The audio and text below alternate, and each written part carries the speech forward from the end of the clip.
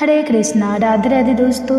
ओम गंगोत्री नमो नमः। आप सभी का मेरे YouTube चैनल वंदना काव्य में हार्दिक स्वागत है। आप सभी माताएं और बहनें, आज हमारे YouTube चैनल पे श्रवण कीजिएगा गर्भ कथा। गर्भ कथा में आज आप कुछ अलग जानेंगे। आज गंगा सप्तशती का दिन है, इसलिए आज आप श्रवण कीजिएगा हमारे YouTube चैनल पे गंगा सप्तशती के दिन सुने जाने वाले गर्भ कथा, और इस साथ ही रसपान कीजिएगा गंगा सप्तशती व्रत की संपूर्ण कथा। इसलिए वीडियो को काट के नहीं देखिएगा, वीडियो को पूरा देखिएगा, और हो सके तो वीडियो को लाइक कीजिएगा, और चैनल पे नए हैं तो चैनल को सब्सक्राइब करके बेल आइकन को ऑन कर लीजिएगा। और ज़्यादा से ज़्यादा और भी माताएं बहनें हैं गर्भ धारण की हुई है, सबके साथ शेयर कीजिएगा ताकि उनके भी बच्चे को आशीर्वाद प्राप्त हो सके। कहा जाता है कि ये गर्भ कथा की रसपान करने से जिन माताएं एवं बहनों की गोद नहीं भरी है, उन्हें ये कथा की रसपान करने से गंगा मैया की कृपा से उनकी गोद हमेशा के लिए भरता है, जल्दी ही भर जाता है। और जिन माताएं बहनों की गोद भर गई है, उनके गर्भ में पल रहे शिशु को आशीर्वाद प्राप्त होता है। इसलिए हम सभी माताएं मिलकर अपने बच्चे की जीवन मंगल की कामना करने के लिए आइए रसपान करते हैं गर्भ कथा की, गंगा सप्तशती के दिन सुने जाने वाले। इसलिए आपसे हाथ छोड़कर विनती है कि आप वीडियो को लाइक कीजिए और कमेंट्स में राधे राधे जरूर लिखिए याद से, और चैनल को साथ ही सब्सक्राइब कर लीजिए, क्योंकि यही एक चैनल है जो आपको वैदिक शास्त्रों से कथाएं लेकर आपके लिए और आपके शिशु के लिए लेकर आते हैं। तो एक सब्सक्राइब करना और लाइक करना तो बनता ही है। तो आप सबसे निवेदन है वीडियो को लाइक कीजिए, सब्सक्राइब कीजिए, और हो सके तो ज़्यादा से ज़्यादा और भी माताएं के पास शेयर कीजिए। तो आइए श्रवण करते हैं गर्भ कथा। ओम नमो गंगा विश्वरूपिणी नारायणी नमो नमः। ओम नमः शिवाय। हर हर गंगे, जय जय गंगे। बोलिए उमापति शिव शंकर भगवान की जय, श्री गंगा माता की जय। प्रिय भक्तजनों, हर साल ज्येष्ठ मास की शुक्ल पक्ष की 10वीं तिथि पर गंगा दशहरा का पर्व मनाया जाता है। गंगा दशहरा के दिन माता गंगा की पूजा करते हैं और स्नान दान करते हैं। माना जाता है कि इस दिन गंगा स्नान करने से व्यक्ति को अक्षय पुण्य की प्राप्ति होती है, साथ ही माँ गंगा का आशीर्वाद प्राप्त होता है। इस दिन सूर्य को अर्घ्य देने से व्यक्ति को आरोग्य की प्राप्ति होती है, और गंगा स्नान करने से सभी तरह के पाप, रोग, दोष और विपत्तियों से मुक्ति मिल जाती है और मोक्ष की प्राप्ति होती है। आप सभी को गंगा दशहरा पर्व की हार्दिक शुभकामनाएं। आज की इस वीडियो में मैं आपको सुनाने जा रही हूँ गंगा दशहरा के दिन सुनी जाने वाली गर्भ कथा। ये बड़ी ही अवतरण की बड़ी ही दुर्लभ कथा है। सती का व्रत दिन था। गांव की स्त्रियां शुद्ध वस्त्रों में माथे पर चंदन रोली लगाए गंगा तट पर एकत्र थी। व्रत की यह रात्रि विशेष मानी जाती थी। कहते हैं इस दिन देवी सती की आत्मा पृथ्वी पर आती है, और जो नारी सच्चे मन से संकल्प लेती है उसके गर्भ में देवतत्व प्रवेश करता है। उसी व्रत में एक स्त्री थी यशोदा, 30 वर्ष की, सरल, परित्यक्त परंतु श्रद्धावान। उस रात यशोदा ने एक अद्भुत स्वप्न देखा। स्वप्न में गंगा की जलधारा से एक सुनहरी किरण उठती है और कहती है, तेरे गर्भ में आने को मैं संकल्पित हूँ, तू माँ बनेगी उस शब्द की जो स्वयं गंगा है। स्वप्न से जागी यशोदा को लगा यह कोई दिव्य संकेत है। उसी क्षण उसने संकल्प लिया, यदि यह आशीर्वाद सत्य हो तो मैं इस गर्भ को गंगा शब्द की तरह पालूंगी। शुद्ध, निर्मल और प्रभामय होगा। गांव में तरह तरह की बातें हुई। बिना पति के गर्भवती, कोई साधु संत का खेल है या फिर से कोई देवी का करिश्मा। लेकिन यशोदा मौन थी। उसके मन में चल रहा था एक अव्यक्त स्वाद, उस शब्द के साथ जो गंगा बन चुका था। दिन प्रतिदिन उसके गर्भ में हलचल बढ़ती गई, पर वह हलचल शारीरिक से अधिक आध्यात्मिक थी। वह कहती, हे गंगा शब्द, तू भीतर बहता है जैसे कोई मंत्र। मैं तुझे सिखाऊंगी मौन का उच्चारण, धैर्य का संगीत और सच्चाई की ध्वनि। एक दिन गांव के देवस्थान में आचार्य रघुवीर आए। उन्होंने ध्यान में बैठते ही यशोदा की देखा और बोले, इसका गर्भ असाधारण है, इसमें कोई तत्व प्रभावित हो रहा है। कोई दिव्य स्वर उन्होंने घोषणा की, यह गर्भ देवी गंगा के शब्द से उत्पन्न है। इसका जन्म इस गांव की नदियों को फिर से शुद्ध करेगा। गांव वालों में भय और श्रद्धा का मिश्रण फैल गया। यशोदा हर रात अपने गर्भ से बातें करती, क्या तू कोई ऋषि है? क्या तू नदी बनकर बहेगा या कोई गीत होगा जो सबको शुद्ध करेगा?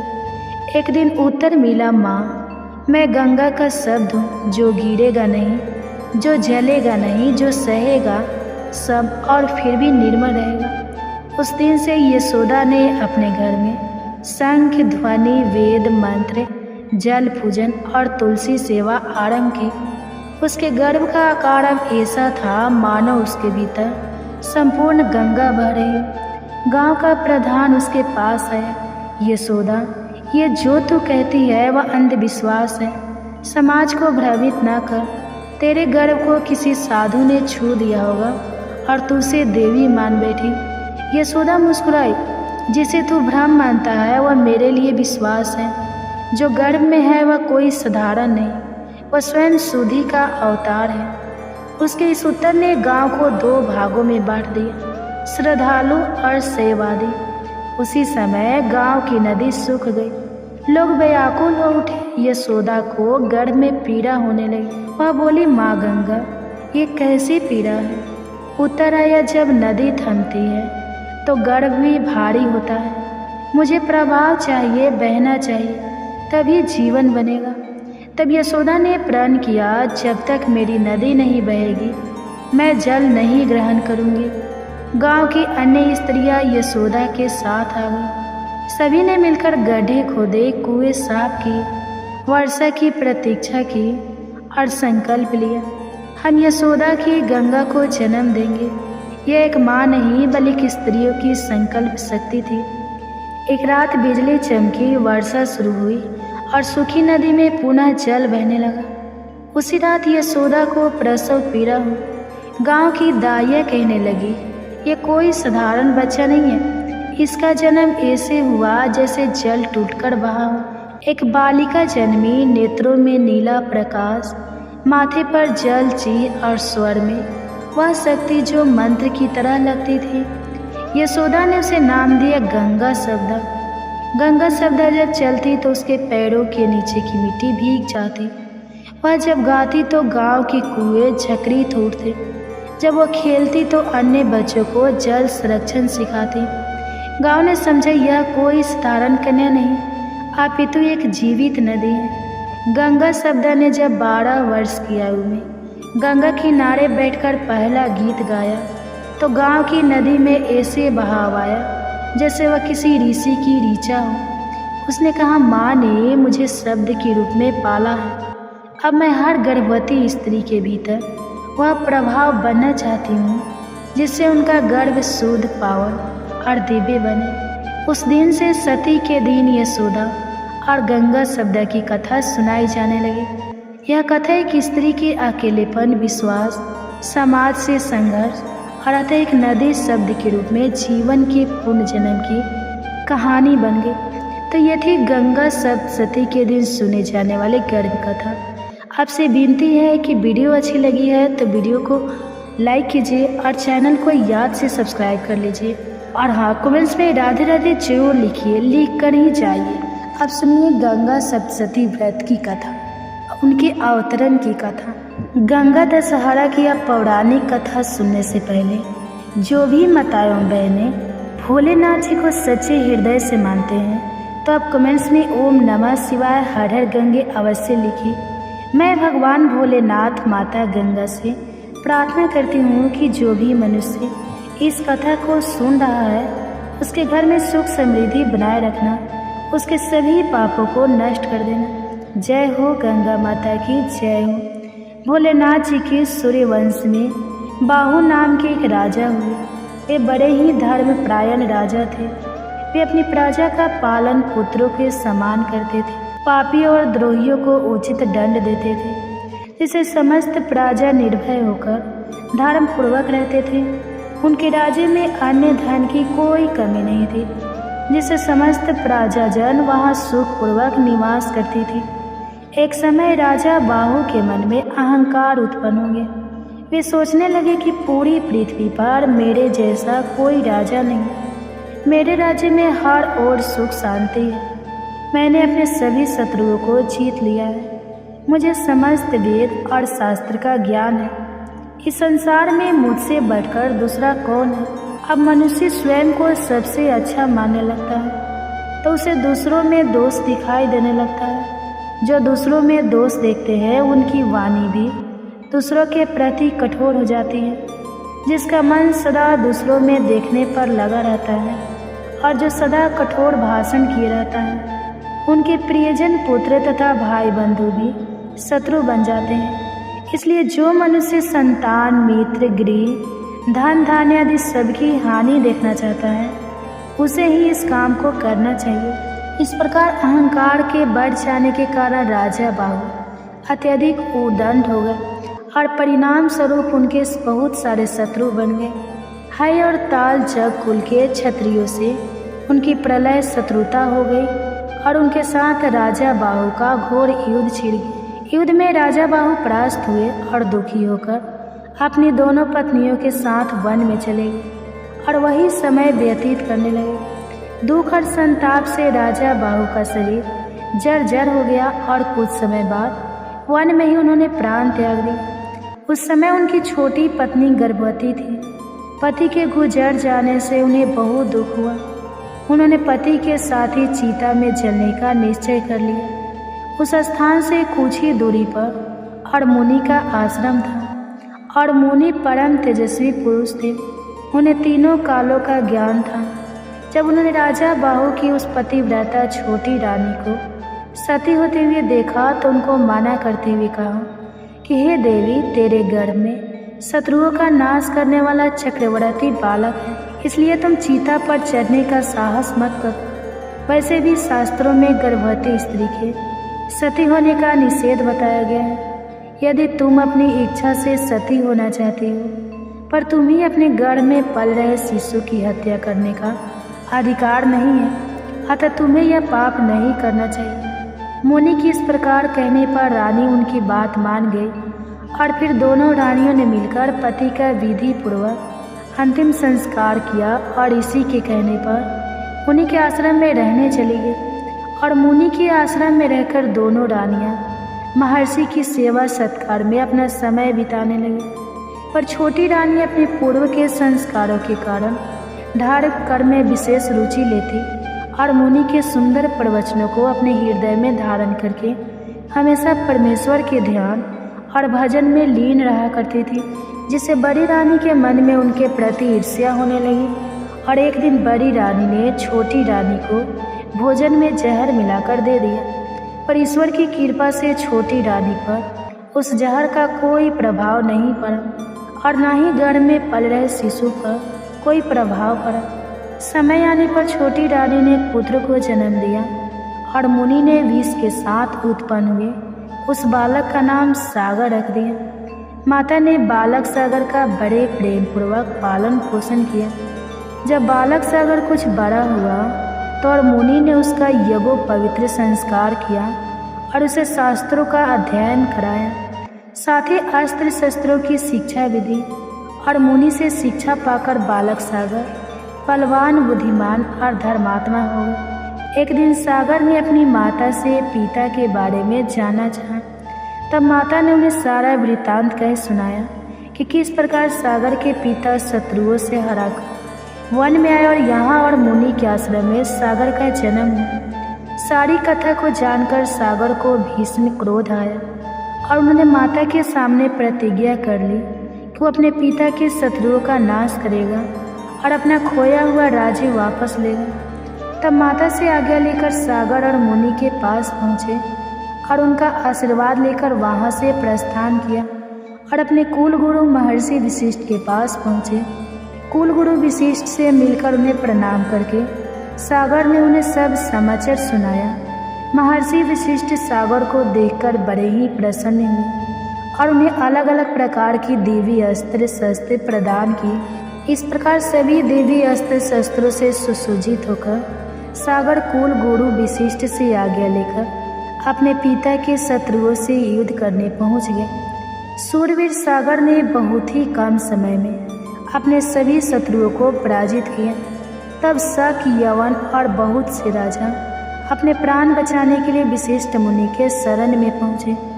गुरु वशिष्ठ की बात मानकर सागर ने उन राजाओं को प्राण दान दे दिया। यह देखकर वशिष्ठ मुनि सागर पर बहुत ही प्रसन्न हुए और अन्य तपस्वी मुनियों के साथ लेकर सागर का राज्य अभिषेक किया। इसके बाद राजा सागर और मुनि के आश्रम पर गए और उनकी आज्ञा लेकर अपनी दोनों माता को अपने साथ राजमहल ले आए और सुखपूर्वक रहने लगे। अयोध्या के राजा सागर की 2 पत्नियां थीं। उन्होंने 2 विवाह किए। पहली का नाम केसनी और दूसरी का नाम सुमति थी। भृगु ऋषि के वरदान से केसनी का एक पुत्र हुआ जिसका नाम असमंजस था, जबकि सुमति के गर्भ से 6000 बलशाली पुत्रों का जन्म हुआ। एक बार गोक तीर्थ में राजा सागर ने अश्वमेध यज्ञ का आयोजन किया। राजा इंद्र ने सोचा यदि राजा सागर ने अश्वमेध यज्ञ कर लिया तो शायद वे इंद्र आसन पर भी कब्जा कर सकते हैं। इसलिए इंद्रदेव ने राजा के अश्व को चुरा लिया और अश्व की खोज में राजा सागर ने अपने 6000 पुत्रों को भेजा। इन पुत्रों ने 60 योजन भूमि खोद डाली जिससे सागर या समुद्र की उत्पत्ति हुई। पृथ्वी को खोदने के क्रम में सागर के 6000 पुत्रों ने अश्वमेध यज्ञ के घोड़े को पाताल में देखा। वह घोड़ा भगवान विष्णु के अवतार कपिल मुनि के आश्रम में घास चर रहा था। इंद्र ने उस घोड़े को चुराकर वहीं पर छुपा रखा था। सागर के पुत्रों ने कपिल मुनि के साथ अभद्र व्यवहार किया। अब ध्यानस्थ मुनि ने अपनी आंखें खोली और सागर के पुत्रों को अपनी हुंकार से भस्म कर दिया।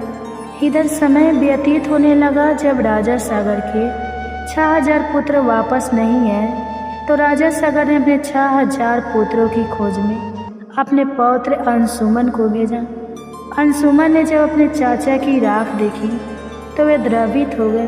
ब्रह्मा ने अंशुमन से कहा, देवी गंगा को आकाश से पृथ्वी पर उतारने का यत्न करो, वही सागर के 60,000 पुत्रों को मुक्ति प्रदान करेगी। राजा अंशुमान गंगा को आकाश से पृथ्वी पर लाने के लिए तपस्या नहीं कर सके। उनके पुत्र राजा दिलीप ने भी प्रयास किया लेकिन वे भी असफल रहे। तब राजा दिलीप के पुत्र राजा भागीरथ ने गंगा को पृथ्वी पर उतारने के लिए बड़ी ही कठोर तपस्या की। राजा भागीरथ की तपस्या से प्रसन्न होकर ब्रह्मा जी ने गंगा को पृथ्वी पर उतारने की अनुमति दे दी। लेकिन गंगा ने कहा, आकाश से पृथ्वी पर उतरने के क्रम में उनके प्रभाव को संभाल पाना असंभव होगा। यह कार्य भगवान शिव के बिना संभव नहीं है। राजा भागीरथ ने भगवान शिव को भी अपनी कठोर तपस्या से प्रसन्न किया। तब भगवान शिव ने गंगा को अपनी जटाओं में उतारने का निर्णय कर लिया।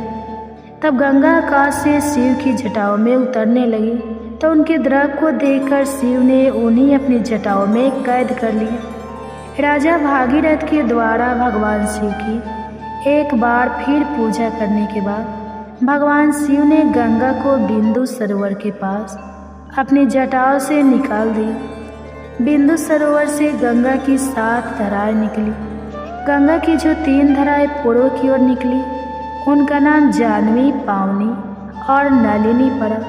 नलिनी नदी को ही आज हम ब्रह्मपुत्र नदी के रूप में जानते हैं। पश्चिम दिशा की ओर गंगा की जो 3 अन्य धाराएं निकली जिनका नाम सूच, सीता और सिंधु पड़ा। दक्षिण दिशा की ओर स्वयं गंगा राजा भागीरथ के पीछे पीछे चली।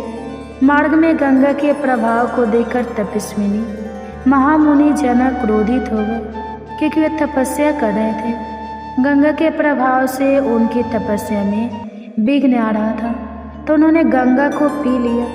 राजा भागीरथ के अनुरोध करने पर महामुनि जनों को क्रोध शांत हुआ और उन्होंने गंगा को अपने कानों के छिद्र के रास्ते प्रभावित कर दिया। इसी वजह से गंगा का नाम जानवी भी पड़ा। राजा भागीरथ के पीछे पीछे गंगा समुद्र तक आए और इसके बाद पाताल में प्रवेश कर गए। पाताल में राजा सागर की 60,000 पुत्रों के राख को गंगा ने स्पर्श किया और उन सभी पुत्रों को स्वर्ग लोक की प्राप्ति हुई। इसलिए राजा भागीरथ के नाम पर गंगा का एक अन्य नाम भागीरथी भी पड़ा। गंगा की पृथ्वी पर अवतरण के बाद ब्रह्मा जी ने वरदान दिया कि जो भी गंगा के जल से स्नान करेगा उसे जन्म और मृत्यु के चक्र से मुक्ति मिल जाएगी। जो भी इस गंगा अवतरण के दिन, गंगा दशा के दिन गंगा में डुबकी लगाएगा उसके 10 पाप स्वतः ही नष्ट हो जाएंगे और उसके घर में सुख समृद्धि का आवाज सदैव बना रहेगा। भोलेनाथ उसे सदैव प्रसन्न रहेंगे। तो एक बार आप सभी भक्त प्रेम से बोलिए गंगा माता की जय हो, गंगा मैया की जय। जैसे आपने भागीरथ के कार्य को सिद्ध किया, उनके पूर्वजों को मुक्ति दिलाए, वैसे ही इस कथा कहने वाले को, सुनने वाले और कहने वाले को कारा भरने वाले सभी भक्तों पर अपनी कृपा बनाए रखें। पार्वती पति हर हर महादेव। प्रिय भक्तजनों, इस कथा को पूर्ण करने के लिए अब आप आगे सुनिए गंगा गर्भ कथा, कृष्ण के जन्म के समय की स्तुति। ये गर्भ कथा कहा जाता है कि गर्भावस्था में अगर पूरी भागवत ना भी सुन पाए तो कृष्ण के जन्म के समय की स्तुति श्रवण करने से शिशु में भगवान के जैसे ही गुण आते हैं। तो आप सभी माताओं बहनों से अनुरोध है कि वीडियो में आगे बढ़ने से पहले, कथा श्रवण करने से पहले चैनल को सब्सक्राइब कर लीजिए और वीडियो को लाइक कर लीजिए और कमेंट्स में हरे कृष्णा राधे राधे जरूर लिखिए। अब हो सके तो ज़्यादा से ज़्यादा शेयर कीजिए ताकि हमारे जितने भी माताएं बहनें हैं गर्भधारण की हुई है सबके पास पहुंच सके। तो आइए श्रवण करते हैं कृष्ण के जन्म के समय की स्तुति। तो जय श्री कृष्ण, सभी को सादर प्रणाम। गर्भावस्था में भगवान श्री कृष्ण की संपूर्ण बाल लीला को पढ़ना अति शुभ माना जाता है। पहले हर दादी नानी यह बताया करती थी कि इस समय भगवान श्री कृष्ण के आशीर्वाद के लिए हर गर्भवती को यह नृत्य सुनना ही चाहिए। आज वही विशेष कथा आप सभी को भी सुना रही हूँ। इसे आप दिन में कभी भी सुन सकते हैं। स्नान करके इसका श्रवण करें तो बहुत ज़्यादा शुभ होगा। साथ ही कोशिश करें कि इसका पूरा पाठ का द्वापर युग के अंत का समय था। 500 वर्ष के पहले की कुछ बात थी। मथुरा के राजा उग्रसेन का बड़ा पुत्र आज अपने चाचा की छोटी पुत्री देवकी को विवाह के बाद वासुदेव जी के साथ पहुंचाने जा रहा था। लेकिन तभी मार्ग में आकाशवाणी हुई, देवकी वासुदेव का 8वां पुत्र ही तुझे मारेगा। कंस यह सुनकर अत्यंत क्रोधित हो गया। वो अपनी तलवार खींचकर देवकी को मारने ही वाला था कि तभी वासुदेव जी ने उसे रोका और वचन दिया कि हमारी जो भी संतान होगी वह हम तुझे दे देंगे, पर तुम देवकी को छोड़ दो। तब कंस ने उनकी बात मान ली पर उन्हें अपने कारागार में डाल दिया। जब उनके पिता उग्रसेन ने इसका विरोध किया तो उन्हें भी कारागार में डालकर स्वयं मथुरा का राजा बन बैठा।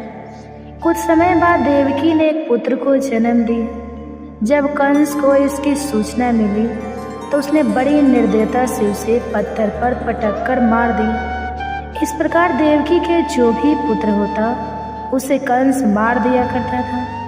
अब देवकी के गर्भ में 7वें पुत्र अनंत भगवान के शेष नाग हैं। तब योग माया ने देवकी के गर्भ को खींचकर वासुदेव जी की दूसरी पत्नी रोहिणी जी, जो गोकुल में नंद जी के यहाँ रहती थी, उनके पेट में स्थापित कर दिया। मथुरा में समझा गया कि देवकी का गर्भपात हो गया है। अब देवकी के 8वें पुत्र की तैयारी थी। इस समय कंस ने कारागार पर पहरा कर दिया। भाद्रपद कृष्ण पक्ष की अष्टमी तिथि थी। बुधवार का दिन था। रोहिणी नक्षत्र था। ठीक आधी रात को जब पूर्व दिशा में चंद्रमा उदय होने जा रहे थे तब कंस के कारागार में स्वयं भगवान प्रकट हुए। पूरी कोठरी प्रकाशित हो गई। वासुदेव ने हाथ जोड़ भगवान की स्तुति की। तब शंख, चक्र, गदा, पग और चतुर्भुज रूप में मुकुट, कुंडल आदि आभूषण पहने भगवान ने उन्हें आशीर्वाद दिया। बोलो कृष्ण कन्हैया लाल की जय। भगवान ने वासुदेव जी को आगे आज्ञा दी, मुझे गोकुल में नंद जी के घर पहुंचा दो। वहाँ यशोदा जी को जो कन्या हुई है वह मेरी योग माया से यहाँ ले आओ। तब भगवान की आज्ञा पाकर वासुदेव जी शिशु बने भगवान को एक टोकरी में उठाकर चलने को तैयार हो गए। उनके हाथ पैर की बेड़ियाँ अपने आप खुल गई। कारागार के किवाड़ की तले जंजीरें खुल गई। पहरेदार राक्षसों का योग माया ने घोर निद्रा में सुला दिया। बादल छाए थे, वेग से वर्षा हो रही थी, बिजली चमक रही थी। तब अनंत शेष पन फैलाकर भगवान पर छाता लगाए वासुदेव जी के पीछे पीछे चल रहे थे। यमुना जी बड़ी हुई थी, उनकी ऊंची ऊंची लहरें उठकर भगवान के चरणों को छूना चाहती थी। तो भगवान ने जाना कि वासुदेव जी को कठिनाई हो रही है, तो अपना पैर नीचे लाकर यमुना जी को आशीर्वाद दे दिया। यमुना जी का जल अपने आप घट गया। वासुदेव जी गोकुल में पहुंच गए। तब गोकुल में भी योग माया के प्रभाव से सभी सोए थे। श्री यशोदा जी को कन्या हुई थी, पर उन्हें इसका भी नहीं था भय। वासुदेव जी सीधे नंद भवन पहुँचे। वहाँ जाकर उन्होंने यशोदा जी के पास भगवान को सुला दिया और कन्या को उठाकर वापस लौटने लगे। वासुदेव जी कन्या को लेकर मथुरा कारागार में पहुँचे। उनके पहुँचते ही कारागार के फाटक बंद हुए। हथकड़ियाँ, बेड़ी हाथ पैरों में पड़ गए। पहरेदार जग गए। वह कन्या जोर जोर से रोने लगी।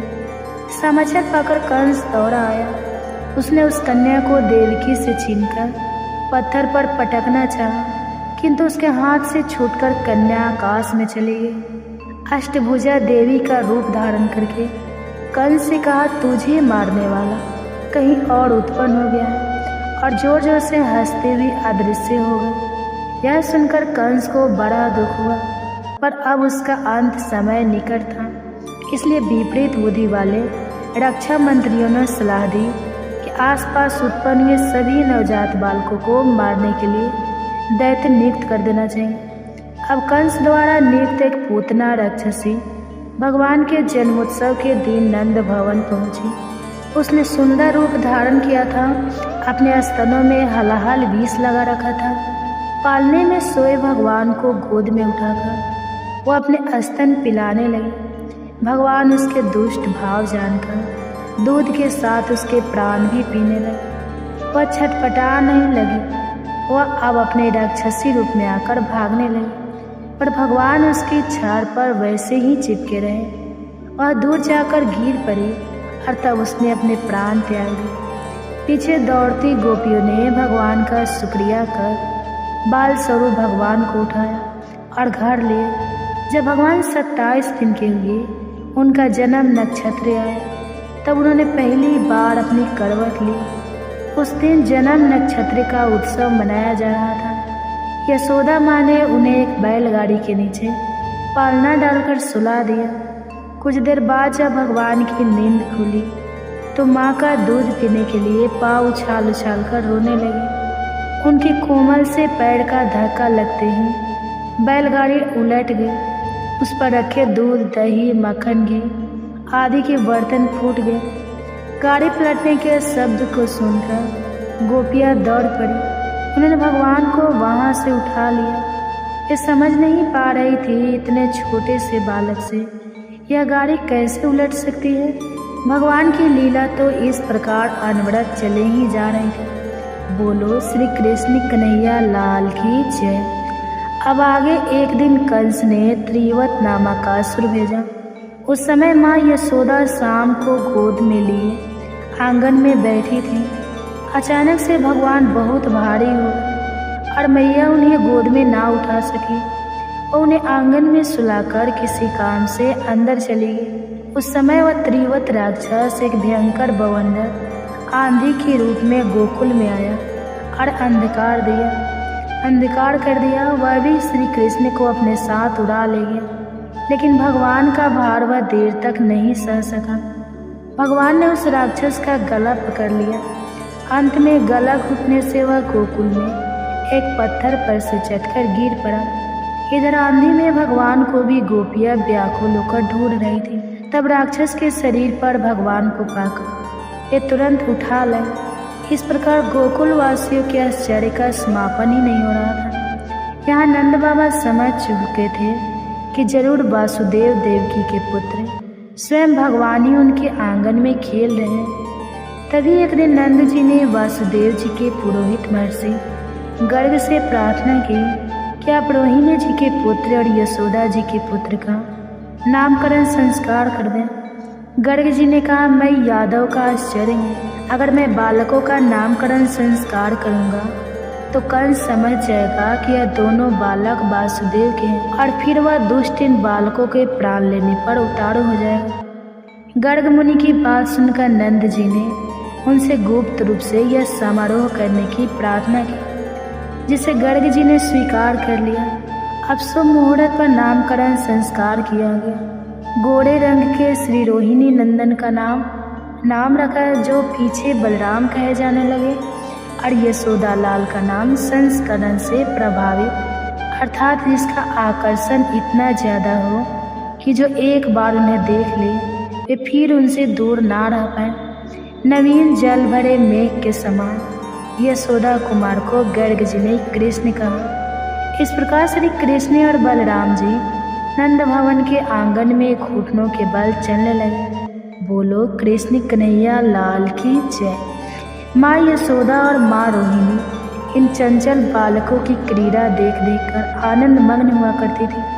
कृष्ण स्वभाव से चंचल थे, बार बार उठते खींचते, उन्हें रूठने में भी अद्भुत शोभा थी। भोजन करते करते भाग खड़े होते। नंद बाबा बार बार उन्हें अपनी गोद में बैठाकर भोजन करते। माँ यशोदा उन्हें प्रेम से पुचकार कर खाना खिलाया करती। एक दिन भगवान ने खेल खेल में मिट्टी खा ली। लड़कों ने देख लिया और माँ से शिकायत कर दी। माँ यशोदा छड़ी लेकर आई और शाम का हाथ पकड़कर धमकाने लगी। मिट्टी खाने से बच्चे बीमार हो जाते हैं और यह बुरा स्वभाव बालक में ना पड़े, इसलिए माँ धमका रही थी। डांट के कारण रोते रोते श्री कृष्ण ने कहा, मैया मैंने मिट्टी नहीं खाई। माँ ने मुंह खोलकर दिखाने के लिए कहा। तब माँ को उनके मुख में पूरा ब्रह्मांड दिखने लगा, जिससे चकित होकर माँ ने अपने नेत्र बंद कर लिए। फिर भगवान की योग माया से माँ सब कुछ भूल गई। बाद में श्याम को रोता देख मैया ने छड़ी फेंक दी और प्यार से उन्हें गोद में उठा लिया। गोकुल की सभी गोपियाँ भी मन ही मन यही चाहती थी कि कृष्ण उनके घर आवे, दही माखन खा जाए। भक्त वत्सल भगवान उनकी इच्छा जानकर गोप बालकों को अपने साथ ले जाकर किसी के घर में चुपचाप घुस जाते। वहाँ पर रखी दही माखन के बर्तन फोड़ देते। माखन स्वयं खाते, गोप बालकों को खिलाते, बंदरों को भी खिलाते, पूरी भूमि पर फैला जाते। गोपियाँ माँ यशोदा के पास उलाहना देने जाया करते। उलाहना देने के बहाने भी वे केवल श्री कृष्ण का सुंदर मुख देखने जाते, क्योंकि जब उलाहना सुनकर माँ कृष्ण को डांटना चाहती तब गोपियाँ स्वयं ही उन्हें रोक देती, कहती कृष्ण को कुछ ना कहो मैया। इस प्रकार गोकुल में भगवान की लीला सब और प्रेम बिखर रही थी। एक बार गोपियों को इंद्र यज्ञ की तैयारी में भेजकर माँ यशोदा बड़े सवेरे दही मतने लगे। इतने में श्याम सुंदर की नींद टूट गई। वे माँ का दूध पीने के लिए मचलने लगे। माँ उन्हें गोद में लेकर स्तनपान कराने लगी, लेकिन इतने में ही चूल्हे पर चढ़ा दूध उफान का दिखाई दिया। माँ कृष्ण को गोद से उतारकर झटपट दूध को संभालने दौड़ गई। शाम को इस बात से गुस्सा आ गया। उसने पास में पड़ा पत्थर उठाकर मटकी पर दे मारा। मटकी फूट गई, दूध भूमि पर बहने लगा। यह देख स्वयं भी रोने लगे। माखन रख के घर में घुस गए, खल पर चढ़ गए, माखन निकाल दिया और बाहर कूदते बंदरों को बुलाकर उन्हें माखन खिलाने लगे। माँ यशोदा वापस लौटी तो भगवान के पद का पीछा करते हुए देखा।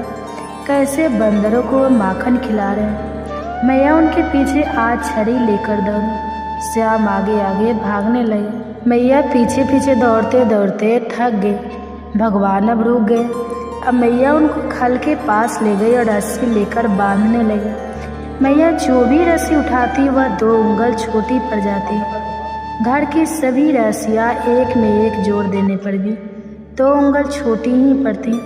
अंत में मैया को बहुत थका देखकर श्याम अपने आप रस्सियों में बंध गए। फिर जब मैया कृष्ण को खल में बांधकर घर के कामों में लग गए, तब मोहन घुटनों के बल होकर खल आड़ा कर गिरा देते हैं और उसे घसीटते हुए नंद भवन के द्वार पर लगे 2 अर्जुन के वृक्षों की ओर ले चले। लोकपाल कुबेर के 2 पुत्र नल कुंवर और मणिग्रीव थे।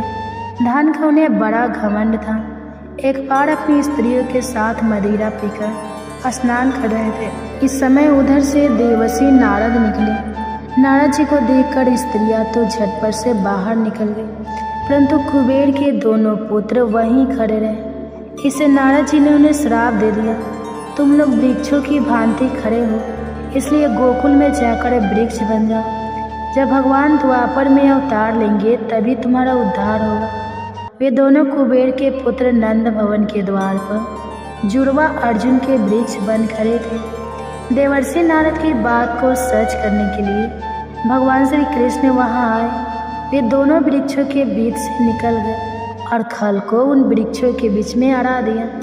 फिर खल को खींचने लगे। इससे दोनों अर्जुन के वृक्ष जड़ से उखड़कर गिर पड़े। उनमें से प्रकाशमान देवता रूपी धारी नल कुंवर और मणिग्रीव प्रकट हुए। भगवान की स्तुति कर भगवान की आज्ञा पाकर अब वे अपने लोक चले गए। वृक्षों को गिरने का बड़ा भारी शब्द सुनकर नंद बाबा और दूसरे गोप वहां दौड़े चले आए। नंद बाबा ने कृष्ण को बंधन से खोलकर प्यार से उन्हें गोद में उठा लिया। इस प्रकार भगवान की नित्य लीला सबको वहां अचंभित कर रही थी। एक दिन एक फल बेचने वाला फल ले लो पुकारता है। गोकुल में नंद भवन के सामने है। श्री कृष्ण उससे फल खरीदने के लिए अपनी अंजलि में धान लेकर चले, लेकिन उनकी अंगुलियों के बीच से धान मार्ग में ही गिरता जाता था। जब वे फल वाले के पास पहुँचे तो अंजलि का सारा धान गिर चुका था। फल वाली ने बिना कुछ लिए ही उनकी अंजलि में खूब सारे फल भर दिए। अब घर जाकर देखा तो उसकी फलों की टोकरी रत्नों से भरी थी। उसने भी मन ही मन उन बाल स्वरूप भगवान को प्रणाम किया। बोलो कृष्ण कन्हैया लाल की जय। गर्भ कथा।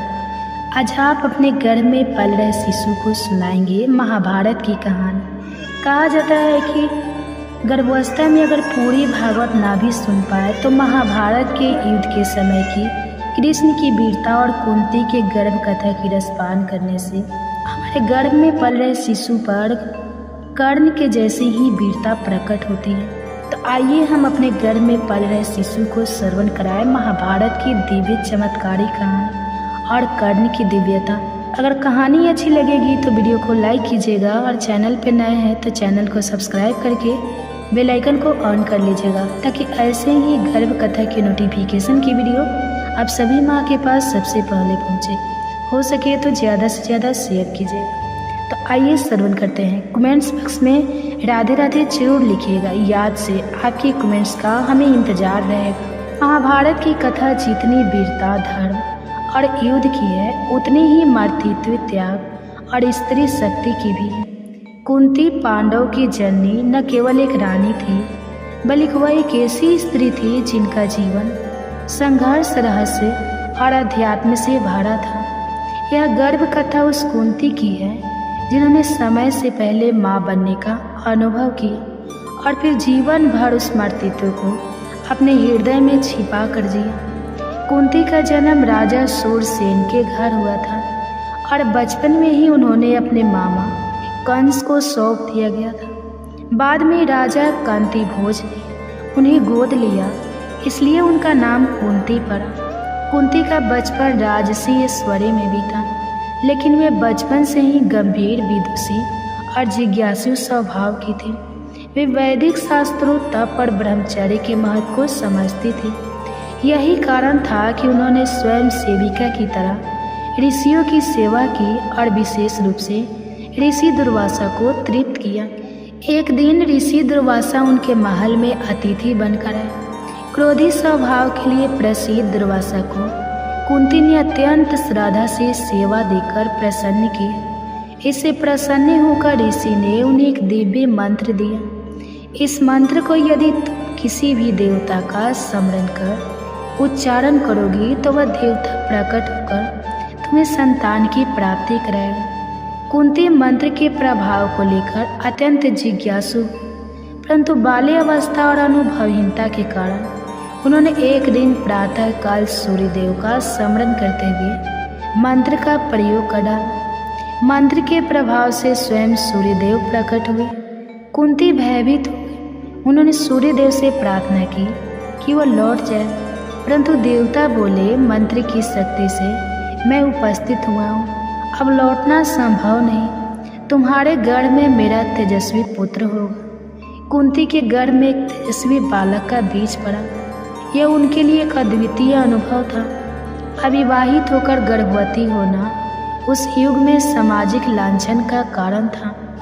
कुंती का शरीर दिव्यता से दबकने लगा, परंतु मन में भय, लज्जा और असमंजस ने घर कर लिया। उन्होंने 9 महीनों तक गर्भ को छिपा कर रखा। समय पूरा हुआ और कुंती ने एक दिव्य बालक को जन्म दिया। वह अद्भुत सौंदर्य का स्वर्ण कवच और कुंडलों से युक्त था, साक्षात सूर्य पुत्र कर्ण। परंतु विवाह पूर्व संतान होने के कलंक से बचने के लिए और समाज की आलोचना से बचने हेतु कुंती ने अपने नवजात को एक डिब्बे में रखकर नदी में प्रभावित कर दिया। उस क्षण ने कुंती को एक आजीवन पीड़ा दे दी। माँ होकर अपने शिशु को त्यागना किसी भी स्त्री के लिए एक असहनीय निर्णय होता है। यह मातृत्व का सबसे गहन त्याग था।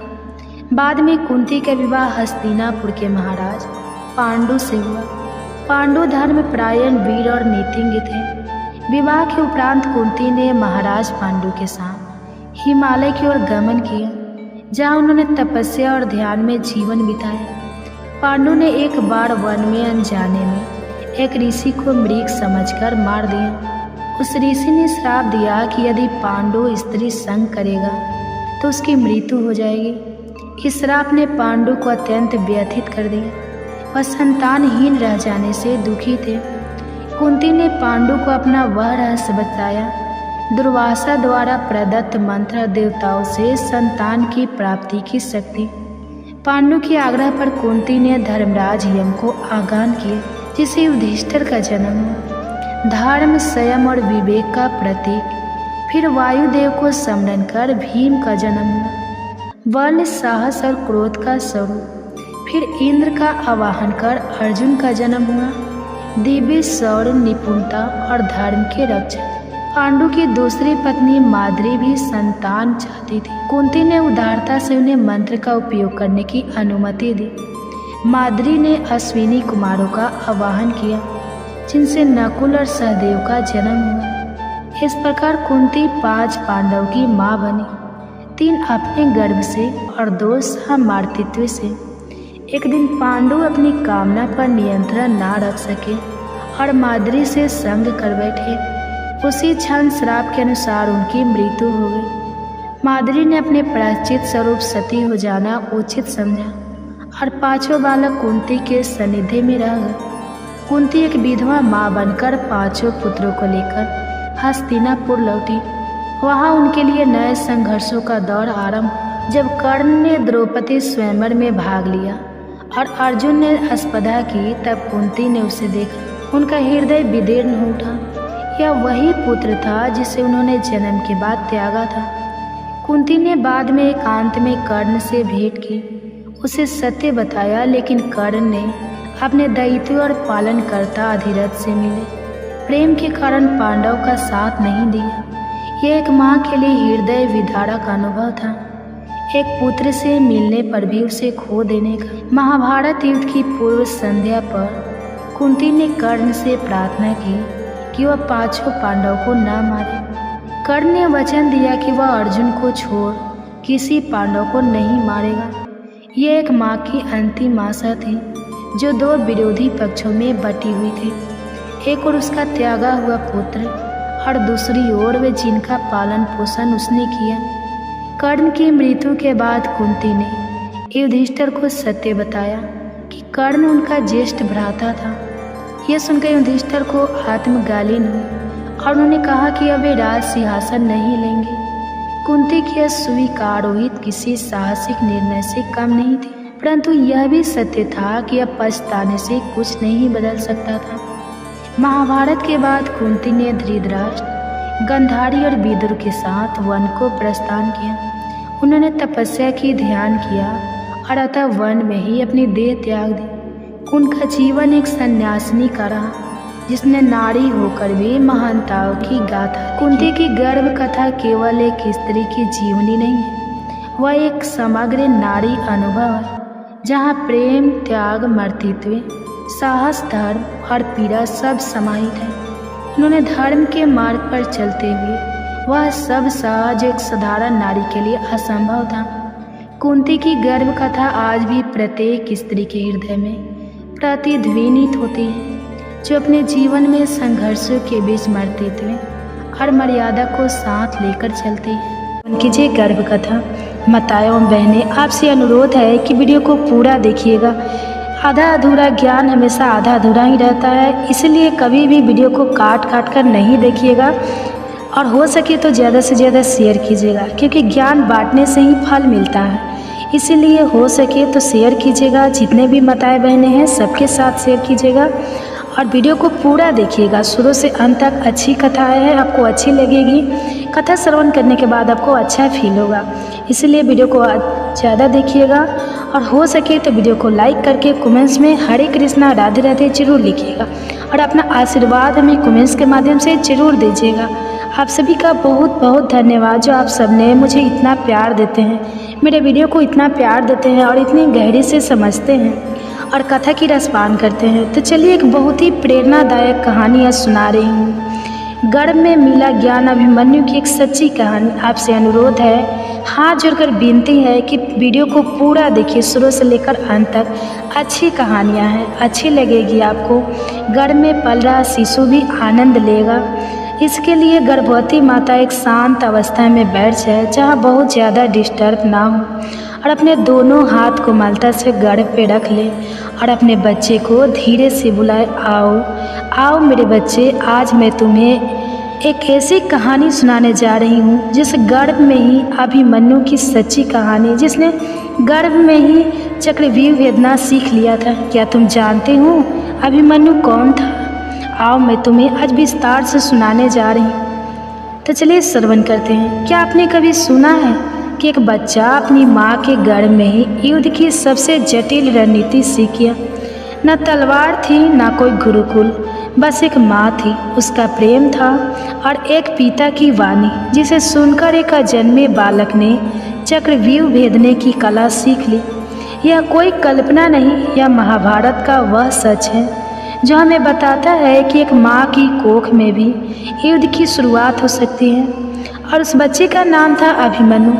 आज की इस कहानी की शुरुआत होती है महाभारत काल के उस अध्याय से, जहाँ प्रेम, भाग्य और भविष्य तीनों एक साथ चल रहे थे।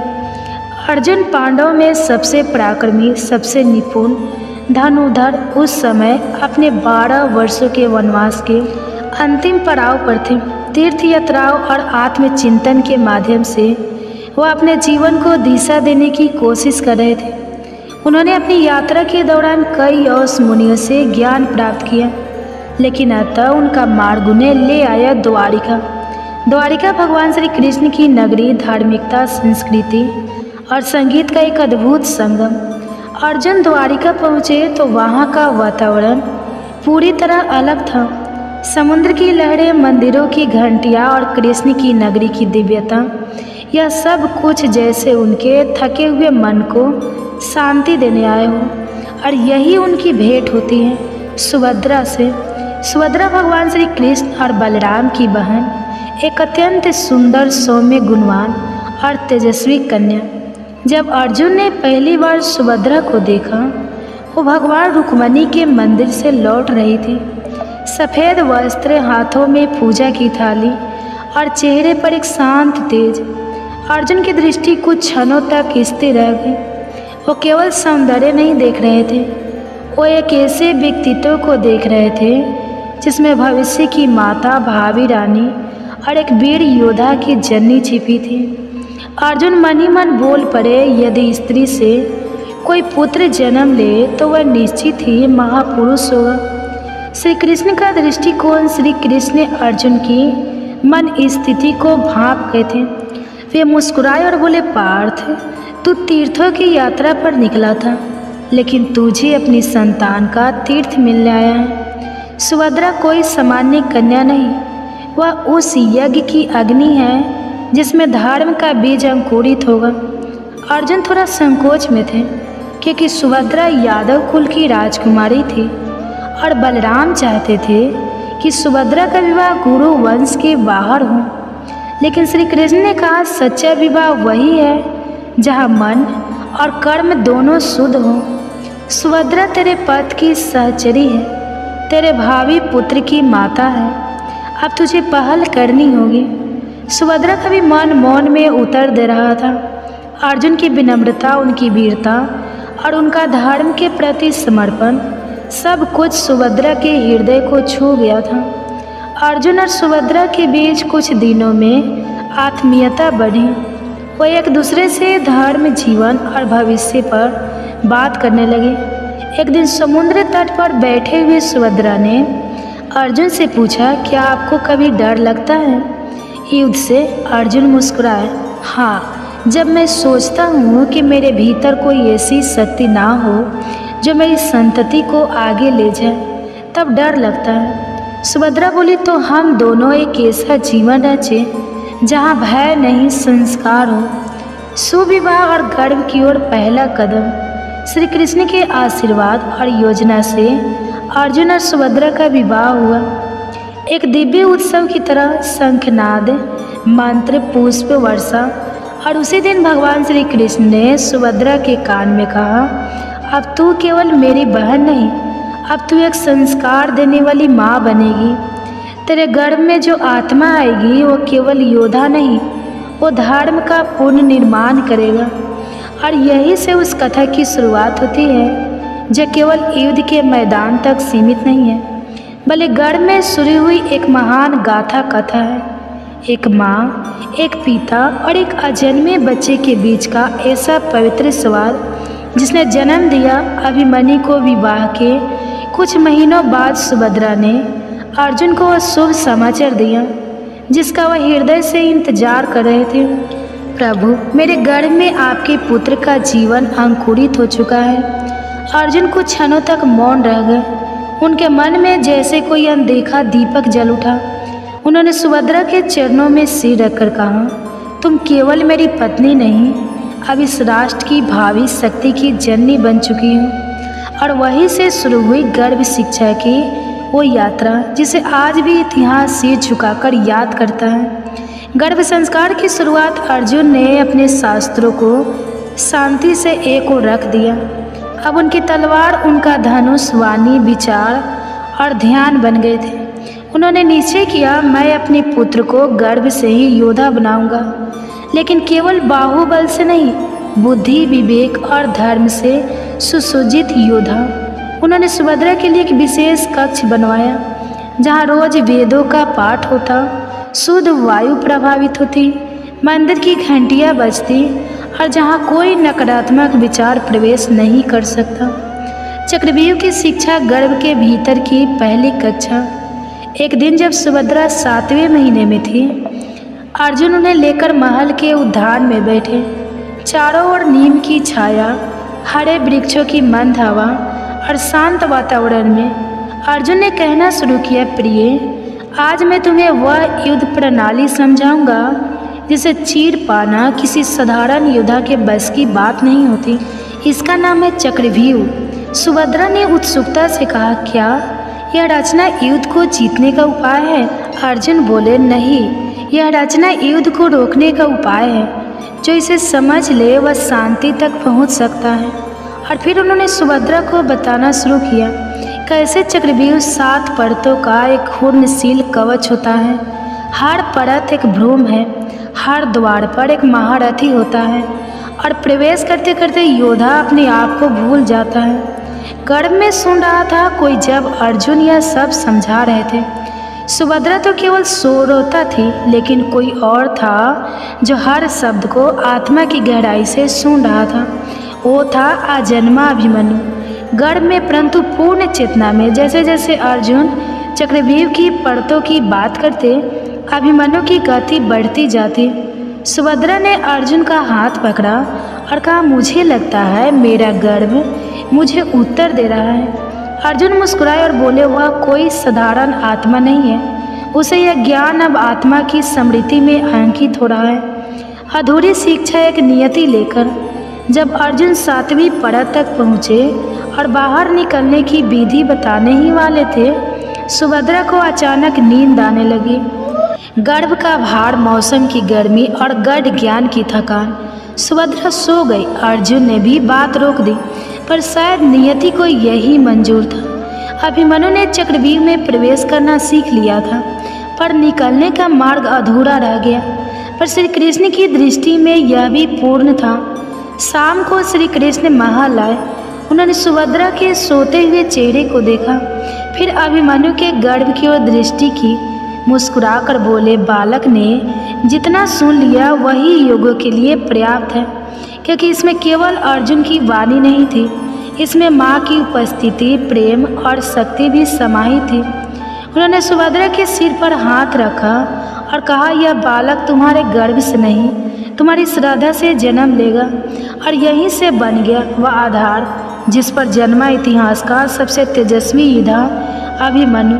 तो दोस्तों, आज आपने सुना कि कैसे अर्जुन ने गर्भवती सुभद्रा को चक्रव्यूह की जटिल रचना समझाई और कैसे माँ के गर्भ में पल रहा बालक अभिमन्यु हर शब्द को आत्मा में उतारता चला गया, लेकिन वो ज्ञान अधूरा रह गया। कहते हैं जन्म तो हर कोई लेता है, लेकिन कुछ जन्म इतिहास की दिशा मोड़ने आते हैं। आज हम बात कर रहे हैं अभिमन्यु की, जिसने गर्भ में ज्ञान पाया और जन्म लेकर उसे धर्म की रक्षा के लिए शस्त्र बन लिया। अभिमन्यु का जन्म एक दिव्यता की अनुभूति। पौष माह की एक शांत चंद्र प्रकाश से भरी रात थी। महल के आंगन में तुलसी के पौधे के पास दीपक टिमटिमा रहा था। सभी वेद पाठी ब्राह्मण वैदिक मंत्रों का जाप कर रहे थे। उसी समय सुभद्रा ने एक दिव्य बालक को जन्म दिया। बालक का रंग स्वर्ण सा दमकता हुआ था, नेत्र गहरे, शांत पर तेजस्वी, चेहरे पर वैसा तेज जैसा देवताओं में होता है। उसका नाम रखा गया अभिमन्यु। अर्जुन ने जब उसे पहली बार गोद में लिया तो उन्होंने आंखें बंद कर एक ही बात कही, यह केवल मेरा पुत्र नहीं, यह धर्म का सिपाही है। बचपन के लक्षण जब खेल भी शिक्षा थे। अभिमन्यु साधारण शिशु नहीं था। जहाँ अन्य बच्चे खिलौने से खेलते, वहाँ वह लकड़ी की तलवार से योद्धाओं जैसी मुद्राओं का अभ्यास करता। 3 वर्ष की उम्र में धनुष को हाथ में थाम लिया। 4 वर्ष में एक बार में 7 घंटे तक ध्यान स्थल बैठना। 5 वर्ष में उसने एक बार बाल कृष्ण की मूर्ति को देखकर कहा, माँ, यह वही है जिन्होंने गर्भ में मुझसे बात की थी। सुभद्रा सतबद्ध रह गई। उन्हें समझ आ गया अभिमन्यु को केवल जन्म नहीं मिला है, उसे स्मृति भी मिली है। गर्भ में सुनी गई हर बात अब उसके व्यवहार, भाव और विचार में उतर चुकी थी। शिक्षा का प्रारंभ गुरु कृपाचार्य और गुरु दौरे। अर्जुन ने तय किया कि अभिमन्यु को महर्षि कृपाचार्य से शिक्षा दिलाई जाएगी। कृपाचार्य ने जैसे ही अभिमन्यु को देखा बोले, यह बालक तो प्रकृति से ही योद्धा है, इसके अंदर कोई तप्त अग्नि है जो सीखने के लिए तैयार है।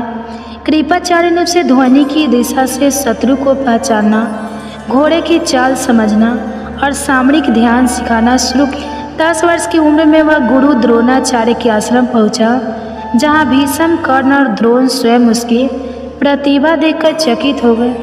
द्रोण ने कहा, यदि अर्जुन की छाया को देखना हो तो अभिमन्यु को देखो, लेकिन ध्यान रहे यह केवल छाया नहीं, यह अपने आप में प्रकाश है। कर्ण से पहली मुलाकात और अद्भुत संवाद एक दिन अभिमन्यु की भेंट कर्ण से हुई। कर्ण ने मुस्कुराकर कहा, तुम अर्जुन पुत्र हो, क्या तुम में वैसा ही पराक्रम है? अभिमन्यु शांत भाव से बोला, मेरे पास गर्व की शिक्षा है और उसमें डर सिखाया ही नहीं गया। सभी विस्मित रह गए। शब्दों में ना अहंकार था ना व्यंग, बस एक गर्भ में बोई गई आत्मा की स्पष्टता थी।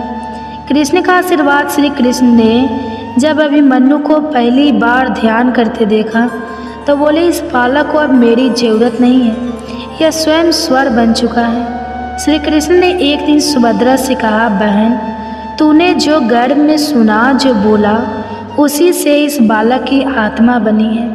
तूने केवल एक शरीर नहीं रचा, तूने धर्म का भविष्य गढ़ा है। संक्षेप में अभिमन्यु का जन्म ध्यान, श्रद्धा और ज्ञान से सींचा गया था। उसके खेल अभ्यास थे, उसकी चुप्पी ध्यान था, उसकी मुस्कान आश्वासन थी। अभिमन्यु वो था जो गर्भ की गहराइयों में ज्ञान को पहचान चुका था और अब समय आने पर उसे संसार के सामने दिखाने वाला था।